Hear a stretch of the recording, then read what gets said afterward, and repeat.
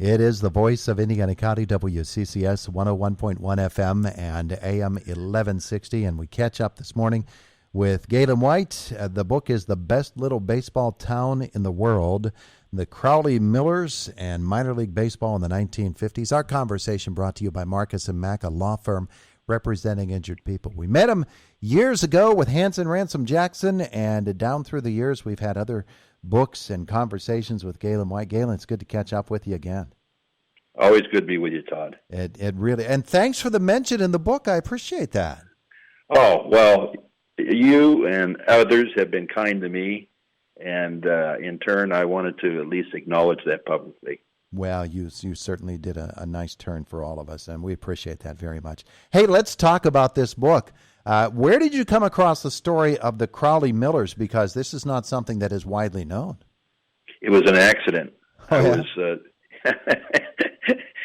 was, Ransom Jackson called his book Accidental Big Leaguer. Yeah. Accidental book. I was interviewing a pitcher named Hugh Blanton. He was a lifetime minor leaguer, won 20 games 3 different times in the minors, and on this occasion, I was talking to him about Al Pinkston, who I feature in the book Left on Base in the Bush Leagues. Yeah. Near the end of the interview, Hugh asked me if I'd ever heard of Conk Merriweather. I said I hadn't. He says, well, he was the greatest minor league hitter I ever saw, but also the sorriest human being. Well, I was off and running. I wanted to know more about Conk Merriweather, and come to find out a lot more about Crowley, Louisiana, a town of 12,700 that didn't have a professional team until 1950. And in 51 through 53, they had crowds of over 100,000, earning them the nickname the best little baseball town in the world. Yeah. And I'll tell you what, you want so much to like Conk Merriweather, but you can't because of what the way he lived was one thing, but when he went over the line and off the edge and committed murder, then it's like, gosh, Conklin, I wanted so much to like you, and look what you've done. It really is a story of tragedy, isn't it? It is. I'm in Louisiana now, Todd. I'm doing some book signings, and the other day I was with the oldest living Crowley Miller from the 52 team. And so he was a teammate of Conk Merriweather. And one of the points he made was that Conk could be the nicest guy you'd ever see. And then he could turn and be the nastiest guy you'd ever see. So he had this Jekyll Hyde personality. And as it turned out, he was schizophrenic. Yeah. And he actually did take the lives of his mother-in-law and brother-in-law? Mother-in-law and the father-in-law was trying to stop him. And he wound up being severely injured and dying of those injuries. The brother-in-law also was injured, but he lived. Yeah. Well, Conklin Merriweather's story aside, the story of Crowley, Louisiana, is just a tremendous story. Getting this ball team off the ground and running is really a story of the way minor league baseball used to be, and in some cases still is. Yes, the city of Crowley yearned for a professional team. They had a semi-pro team called the Millers, and they were very competitive. But all around them, nearby towns, they had professional teams. Lafayette, Louisiana, New Iberia, Louisiana, Rayne, which is neighbors the Crowley. They all had teams prior to Crowley. And so starting around 1947-48, there was this campaign to build a stadium so they could attract a pro team.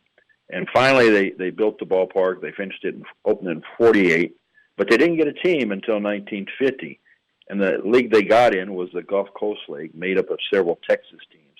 And they really wanted to be in the pretty much all Louisiana League, the Evangel League, which had a wonderful history going back to 1934 and produced several big leaguers such as Virgil Fire Trucks, Hal Newhouser, who is in the Hall of Fame, and Pete Reiser, the Dodger, who best known probably for running to the wall and ending his career, but he was the batting champion of the National League in 1941. So that was the league they wanted to be in. That's where the neighboring towns were.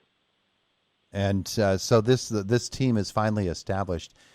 and it shoots to the top in terms of making that title of the best little baseball town in America. It earned it. Those fans really turned out, didn't they? They did. The manager was Johnny George. Now, in the very beginning, he was described as a mystery man. He kind of came out of nowhere. His record as a manager was not very good, but he had been around. He knew a lot of different players, and he promised he could build a winner, and he did. They won the pennant the first year in the Gulf Coast League. They were in first place in 1951 in June when their center fielder, Andy Strong, was struck dead by lightning. In the middle of a game. In the middle of a game. This was in Alexandria, Louisiana. And the ballpark is still there. It's called Bringhurst Field. What I think is what galvanized the town was after Andy's death, there was an Andy Strong night. 2,200 fans packed this ballpark that would only hold a little over 2,000. And they raised $5,000 for the widow and his 6-month-old son. That in today's dollars is $51,000. And that incident galvanized the town. Conk Merriweather came and joined the Millers shortly after that. They traded for him. They made a deal for him. And then there was another ball player named Art Ettinger who had been the batting champion in the Gulf Coast League. So they beefed up the team after the Andy Strong incident. The town rallied around the team.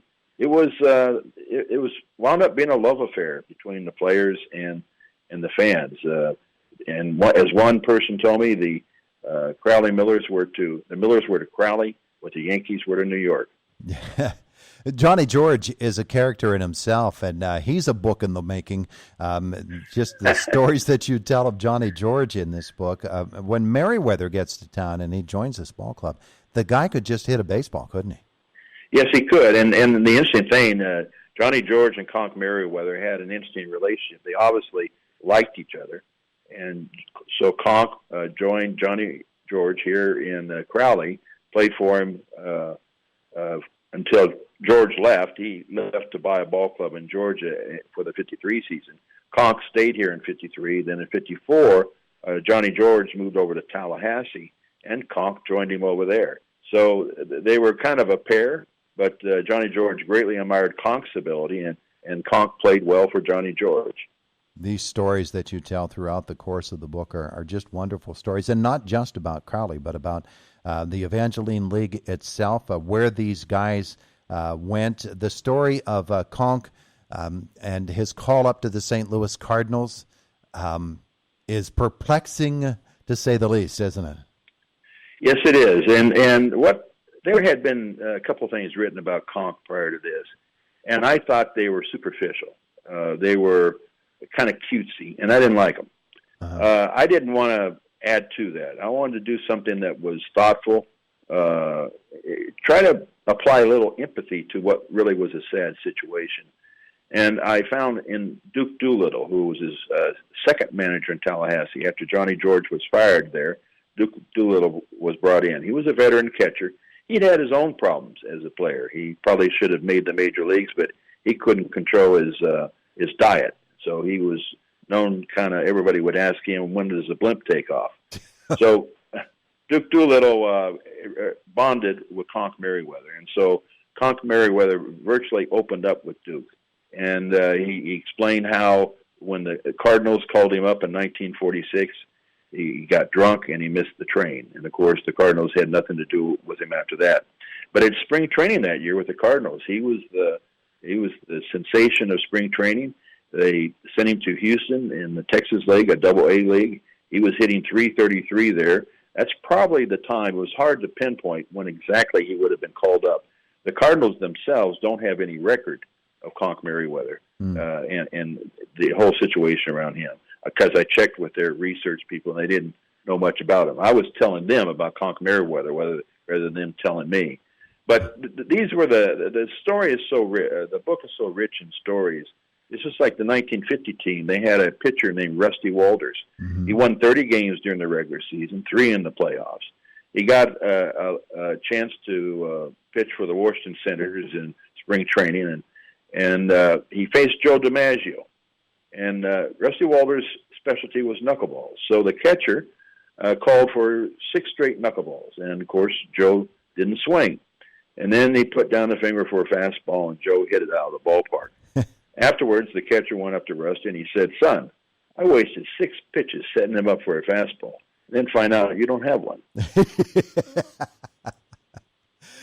Baseball stories are so good. One of the characters, and by the way, again, we're talking to Gaylon White. The book is The Best Little Baseball Town of the World, the Crowley Millers and Minor League Baseball in the 1950s. One of the real keys to the entire book is Ed Kime, the play-by-play announcer. Yes, yes. Ed, voice of the Millers, and his signature call was, "Oh, happy day."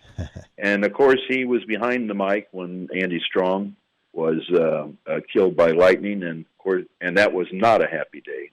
But what was interesting was that, in my view, is the most compelling chapter in the book, and it's because it's through the eyes of Ed Kime. He was behind the microphone when all that happened, and he really relived that for me. And he had previously fought in the Battle of the Bulge, and he didn't immediately, but later on, he connected the incident with Andy Strong with an incident with one of the officers that he had contact with on their way over to Europe.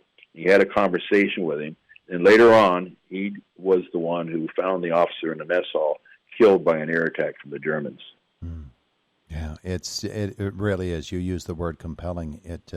It just makes you dwell on the page and on that particular story. The story of Ed Kime informs the entire story. But we have to move on, and I don't want to go too far further without talking about why Crowley so quickly faded from the scene. And again, it's a microcosm of what minor league baseball was like that year. There were, or that decade or era, air conditioning, and television are two of the real main culprits in what killed minor league baseball in the 50s. Certainly was. Well, when Crowley got its first team, there were 58 minor leagues. By the end of the decade, 59, there were 21. And so what happened, it was basically television, air conditioning. A little bit later, Little League came in, and it also impacted the attendance of minor league games. Crowley, by the end, in 1957, they only attracted 17,000 fans. But one of the problems in the end, in 57, was Hurricane Audrey blew through here and severely damaged the ballpark, Miller Stadium, also another ballpark in Lake Charles. By that time, the league, it started the season with 6 teams. It was down to 4. So Hurricane Audrey really brought an end to the league. But all these others were factors, including a racial ban that they had in 1956. What's interesting is that the league had no problem integrating in 1954. Tony Taylor, a black Cuban, broke the color barrier in the league, and there were no problems. In fact, attendance doubled around the league wherever these black players played. But in 56, in Baton Rouge, of all places, state capital where LSU is located, they had a racial ban in their new ballpark, and that prevented 5 black players in the league, including Felipe Alou, from playing in any games in Baton Rouge. Well, eventually, the teams, Lafayette, which was affiliated with the Cubs, and Lake Charles, which was connected with the Giants, they pulled their black players out of the league. And that really impacted it because in 56 and 57, the league was depending on their affiliations with major league teams. Prior to that, they were pretty much independent. They didn't have much of connection with the majors. The Crowley Millers were always independent. They were community-owned until 56 and 57, and they teamed up with the Kansas City Athletics.